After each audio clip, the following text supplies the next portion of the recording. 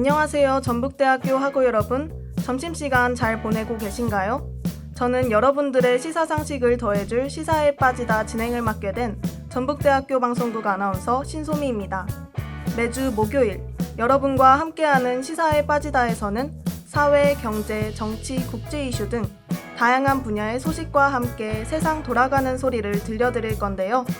바쁜 현실에서 시간을 내어 시사상식까지 챙겨 읽는 건 참 힘든 일이죠. 점심 먹으러 가시는 길 UBS가 떠먹여주는 시사 이야기 듣고 가시는 건 어떨까요?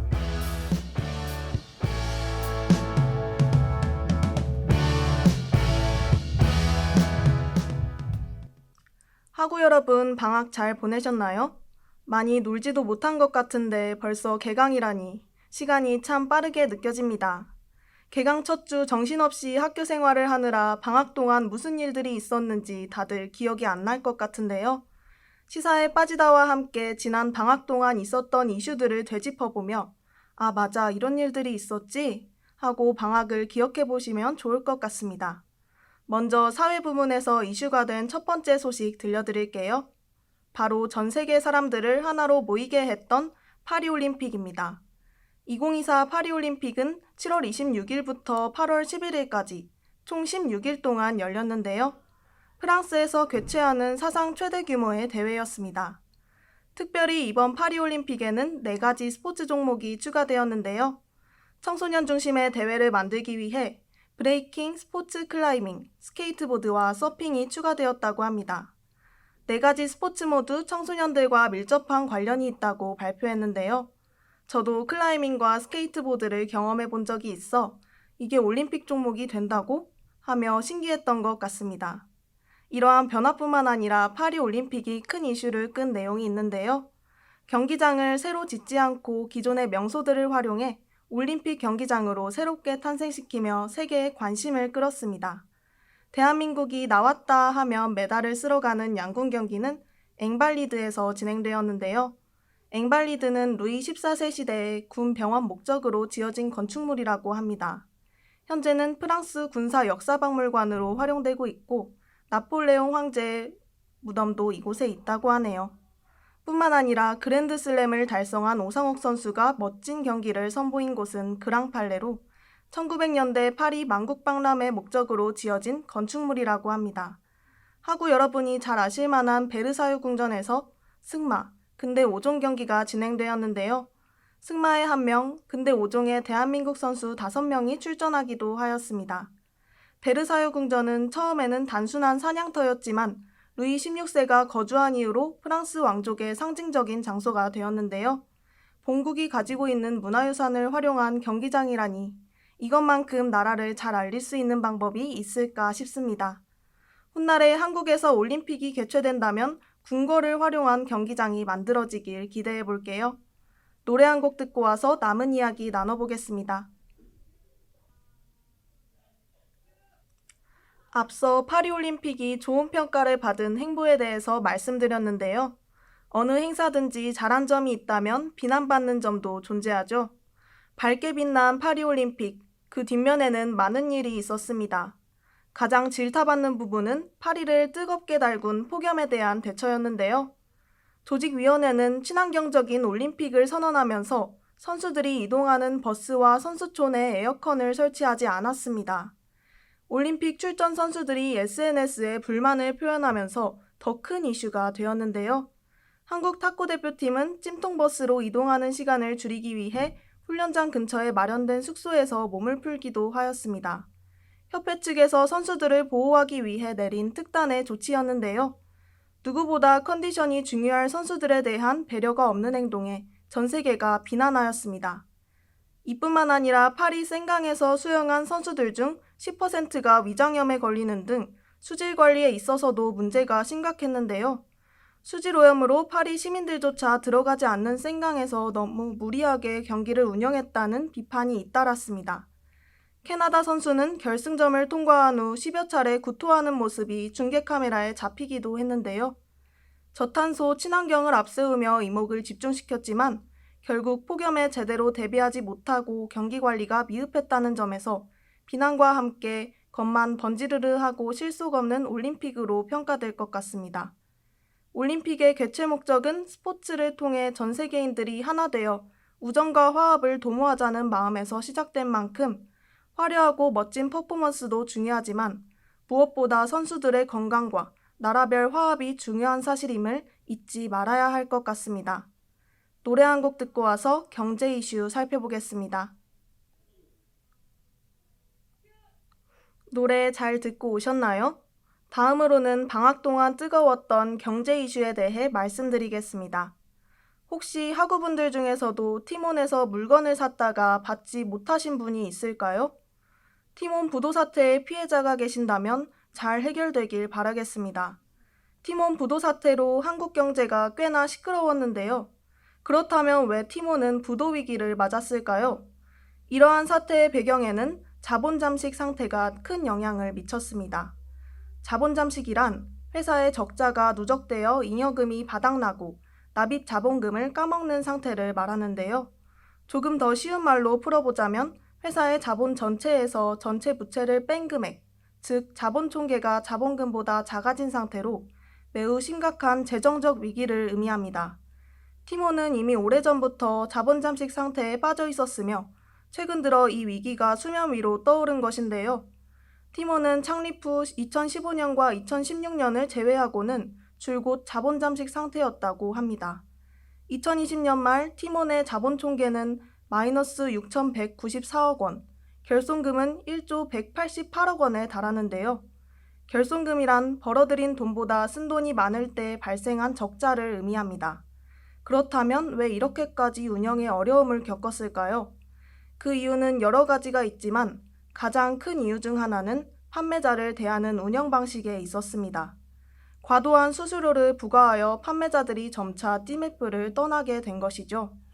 네이버 스마트 스토어 같은 경우는 3%에서 6% 수준의 저렴한 수수료를 과금하지만 티맵은 10에서 20% 수준의 훨씬 높은 과금 체계를 지니고 있습니다. 당연하게도 네이버에게 싸움이 되지 않았던 티맵은 판매자를 잃어간 것인데요. 뿐만 아니라 빠르게 정산해주는 네이버와 다르게 최대 2개월 동안 정산을 해주지 않는 제도로 경쟁력을 잃어갔습니다.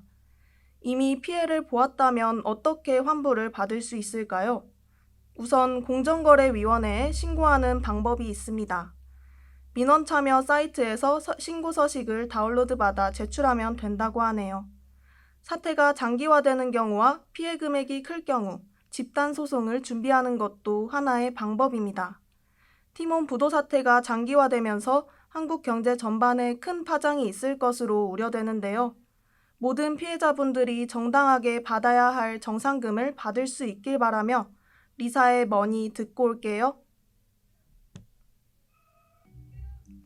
지금은 1시 31분. 여러분은 들으면 똑똑해지는 시사에 빠지다와 함께하고 계십니다. 바쁜 현대사회를 살아가면서 뉴스 챙겨볼 시간 없는 학우분들을 위해 준비해봤는데요. 나른한 점심시간, 똑부러지는 시사 소식 들어보시는 건 어떠신가요? 앞서 사회와 경제 소식 들려드렸는데요. 마지막 소식은 정치 부문입니다. 방학 동안 국내외로 다양한 사건들이 있었는데요. 그 중에서도 미국 대선 후보들 간의 경쟁이 세계적으로 이목을 끌고 있습니다. 미국의 대통령이 누가 되느냐에 따라 나라별 이해관계가 바뀔 수도 있기 때문에 전 세계가 항상 미국 대통령 선거에 주목하는 것 같은데요. 해리스 미국 부통령이 민주당 공식 대선 후보직을 수락하며 공화당 후보 트럼프와 대결 구도를 펼쳤습니다. 7월 13일 트럼프를 향한 피격 사건으로 대선은 사실상 끝났다는 전문가들의 평가가 많았는데요. 당시 총알이 오른쪽 귀를 관통하며 부상을 입었지만 총격 직후 트럼프는 지지자들에게 주먹을 치켜드는 모습을 보여주었습니다. 이때 찍힌 사진 한 장이 역사적인 순간에 나온 완벽한 사진이라는 평가를 받았는데요. 파란 하늘과 성조기, 그리고 피와 주먹을 쥔 트럼프까지 선거의 흐름을 가져오기에 완벽한 조합이었습니다. 트럼프 피격 사건 이후 바이든이 대선 3개월을 앞두고 사퇴를 선언하였는데요. 여러 가지 이유가 있었겠지만 본인보다 부통령인 카멀라 해리스가 출마하는 것이 더 당에 유리하다고 판단했기 때문인 것 같습니다. 사퇴 성명문에는 2020년 당 후보로 내린 첫 번째 결정은 카멀라 해리스를 부통령으로 선택하는 것이었고, 이는 제가 내린 최고의 결정이었습니다. 오늘 저는 카멀라가 올해 우리 당의 후보가 될 수 있도록 전폭적인 지지와 찬성을 표명하고자 합니다. 라고 말하며 대타 후보로 카멀라 해리스를 지지했는데요. 해리스에 대한 평은 미국 내에서도 갈리는 상황입니다. 부정적인 의견은 주로 부통령으로서 업적이 부족하다는 이유인데요. 그러나 트럼프와 인종, 남녀, 세대에서 모두 부딪히며 대결을 펼칠 것으로 예상됩니다. 또한 고령 리스크로 지지율에 발목이 잡힌 바이든 대통령과 달리 새로운 판도를 만들어내면서 민주당에게 새로운 흐름을 가져오고 있는데요. 검사 출신인 해리스 부통령은 그동안 주요 이력대마다 최초 흑인 여성이라는 타이틀을 거머쥐며 승승장구해왔다는 점에서 미국 정치사에서 마지막 남은 가장 크고 높은 유리천장을 깰 수 있을지 관심을 모으고 있습니다. 미국 대통령 선거는 11월 5일에 치러질 예정인데요. 미국 대선 결과는 한국 경제와 사회에 큰 영향을 미칩니다. 특히 무역정책, 북한과의 관계, 환경정책 등 두 후보의 접근 방식이 크게 다르기 때문인데요. 앞으로 남은 몇 달간 흥미진진한 미국 정치 세계에 집중해야겠습니다. 노래 한 곡 듣고 올게요. 차일디시 감비노의 This is America. 지금까지 방학 동안 사회, 경제, 정치 부문에서 이슈가 되었던 소식들을 전해드렸는데요. 마지막 코너에서는 취준생분들을 위해 알아두면 좋은 시사 이슈에 대해서 전해드리도록 하겠습니다. 방송 4법에 대해서 다들 들어보셨나요? 지난해 윤석열 대통령의 거부권 행사로 폐기됐던 방송 3법과 함께 방송통신위원회법 개정안까지 추가하여 방송 4법이라고 칭합니다. 언론의 목소리가 중립적인 곳에서부터 시작될 수 있도록 이사진을 늘리고 방통위도 새롭게 편성하려는 것입니다. 방송 관련 분야에서 취직하려는 취준생분들은 더 자세한 내용을 찾아보시면 도움될 것 같아요. 다음 토픽으로는 히트플레이션이라는 용어가 있습니다. 열기를 뜻하는 히트와 인플레이션의 합성어로 더위 때문에 발생하는 물가 상승을 의미하는데요. 폭염으로 인해 농산물 수확이 감소하자 식량은 물론 관련 산업에 연쇄적 영향을 미쳐 물가 전반이 상승하는 현상을 일컫는 말입니다. 2022년 처음 등장한 신조어인데요. 매년 기록적 폭염이 이어지며 우리나라뿐 아니라 전 세계가 히트플레이션을 경험하고 있습니다. 그럼 마지막 곡 듣고 올게요. 점심시간도 어느덧 끝나고 있네요. 시사에 빠지다 해서 준비한 시사 이슈에 대해서 많이 알아가는 시간이 되셨으면 좋겠습니다. 뜨거웠던 파리올림픽과 한국 경제에 적신호를 보인 티몬 부도 사태, 그리고 현재 치열하게 진행 중인 미국 대선까지 방학 동안 있었던 사건 사고들이 기억나셨나요? 듣기만 해도 세상 돌아가는 흐름을 알 수 있게 매주 목요일 사회, 경제, 정치 분야에서 소식을 들려드릴 텐데요. 정보화 시대에 마음만 먹으면 원하는 정보를 검색해 볼 수 있지만 오히려 넘쳐나는 소식들로 인해 중요한 시사 상식을 놓치기 쉬운 게 현실이죠. 바쁜 하루를 살아가고 있는 학우분을 위해 길을 걸으며 편안하게 상식을 더할 수 있도록 노력하겠습니다. 시사에 빠지다는 다음 주 이 시간에도 다양하고 좋은 시사 이슈들을 들고 찾아올게요. 지금까지 연출과 기획의 정수연, 기술의 최위서, 모니터 임채민, 그리고 진행의 저는 신소미였습니다. 감사합니다.